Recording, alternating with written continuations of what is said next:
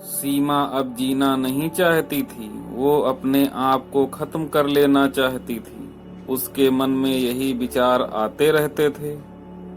सीमा ने निर्णय कर लिया कि उसे अब और नहीं जीना है। अंत कैसे किया जाए इसके बारे में सोच रही थी। सीमा अपनी ही सोच में बैठी खिड़की की तरफ देख रही थी। पति की धोखेबाजी ने सीमा को अंदर से तोड़ दिया था। पति के बोले हुए शब्द सीमा के दिल पर घाव कर गए थे। इस बार राजेश ने हद ही पार कर दी थी। अब और जीने का कोई अर्थ ही नहीं बचा था। अब खुद को खत्म करने के सिवाय सीमा के मन में कोई और विचार नहीं आ रहा था। सीमा के दोनों बच्चे सो रहे थे। एक नजर उनकी तरफ देखकर सीमा उनके सिर पर प्यार से हाथ फेरती है। सीमा की आंखों से आंसू बहने लगे, लेकिन उसने मन में दृढ़ निश्चय कर लिया था। रात के 12 बजे थे, हर तरफ सन्नाटा था। सीमा धीरे से उठकर दूसरे कमरे में चली जाती है और गले में फांसी का फंदा डालने ही वाली थी कि तभी कुछ गिरने की आवाज आती है। सीमा का 3 साल का बेटा जोर से रोने लगा। उसी समय सीमा की 7 साल की बेटी भी जोर से रोने लगी और कहने लगी, मम्मी, बाबू बेड के ऊपर से नीचे गिर गया है, तुम कहाँ हो? देखो ना बाबू कितनी जोर से रो रहा है। सीमा भागकर आई और बाबू को अपनी गोद में उठाकर अपने सीने से लगा लिया। बेटी रोते हुए बोली, मम्मी तुम कहाँ चली गई थी? मैं बहुत डर गई थी। तुम हमको छोड़कर कहीं मत जाया करो, हमें अकेले में बहुत डर लगता है। सीमा अपने बच्चों को गले लगाकर रोने लगती है।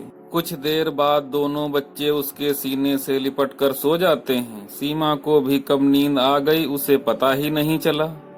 सुबह सुबह काम वाली बाई की आवाज सुनकर सीमा की नींद खुलती है।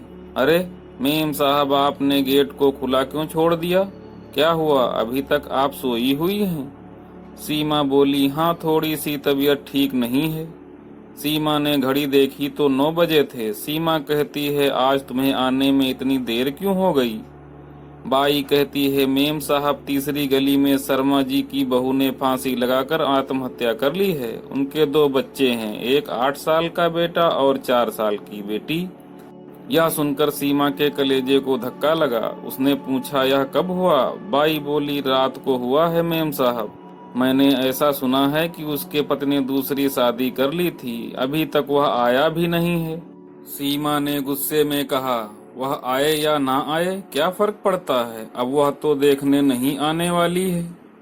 यह सुनकर बाई सीमा के पास आई और बोली, मेम साहब, मैं अनपढ़ गवार हूँ और घर घर जाकर झाड़ू पोछा करके पेट भरती हूँ, लेकिन जीवन का अनुभव आपसे ज्यादा है।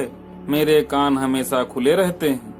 आजकल साहब और आपके बीच जो चल रहा है वो ठीक नहीं है। मैं भी एक औरत हूँ और औरत का दुख समझती हूँ, इसलिए मुझे आपको एक बात बतानी है। आत्महत्या करना किसी भी समस्या का समाधान नहीं हो सकता। जिंदगी में तो उतार चढ़ाव आते ही रहते हैं, इसका मतलब ये नहीं है कि आप अपनी जान ही दे दो। मेम साहब, आदमी कभी कभी अपना रास्ता भटक जाता है, पर अंत में घूमकर अपने ही घर वापस आता है। और जब नहीं भी आए तो भी आप किसके लिए मरना चाहती हो? जो आपको प्यार ही नहीं करता, जिसको आपकी थोड़ी सी भी परवाह नहीं है। क्या आप उसके लिए जी नहीं सकती जो आपसे प्यार करते हैं, जिसको आपकी कदर हो? आपके माता पिता जो आपसे बहुत प्यार करते हैं, आपके बच्चे जिनको आपकी जरूरत है। बाई की बात सुनकर सीमा की आंखों में आंसू आ गए। सीमा बाई को गले लगाकर रोने लगी। बाई बोलती है, मेम साहब, बुरा ना मानो तो एक बात कहूँ, खाली दिमाग शैतान का घर होता है। आप घर में बैठकर फालतू बातों पर सोचते हो। मैं एक ऑफिस में भी झाड़ू पोछे का काम करती हूँ। आप तो पढ़े लिखे हो, अगर आप कहो तो अपने ऑफिस में बात करती हूँ। आपका वक्त भी निकल जाएगा और मन भी लगा रहेगा। काम निपटाकर बाई बोलती है, मैडम मैं जाती हूँ। उतने में सीमा उससे बोलती है, रुको, तुम ऑफिस में मेरे लिए बात करना। बाई के चेहरे पर खुशी का भाव आ जाता है और सीमा के पास बैठ जाती है और बोलती है, मेम साहब, मैंने अंदर वाले कमरे में बेड पर स्टूल रखा हुआ देखा था। ऐसा आप कभी भी मत करना। यह आपका घर है, इसे बचाने को आपसे जो हो सके वह कीजिए। आपने तो बिना लड़े ही हार मान ली। बाई की बात सुनकर सीमा का मन हल्का हो गया। अब उसे एक नई किरण दिखाई दे रही थी। अगले दिन सीमा अलमारी से अपने सर्टिफिकेट निकालने लगी। दोस्तों, पति पत्नी का रिश्ता बहुत स्नेही होता है। भगवान से यही दुआ करता हूँ कि किसी भी पति पत्नी के जीवन में ऐसा मोड़ ना आए। अगर आता भी है तो आत्महत्या उसका इलाज नहीं है। जीवन में किसी भी समस्या का हल आत्महत्या नहीं हो सकती।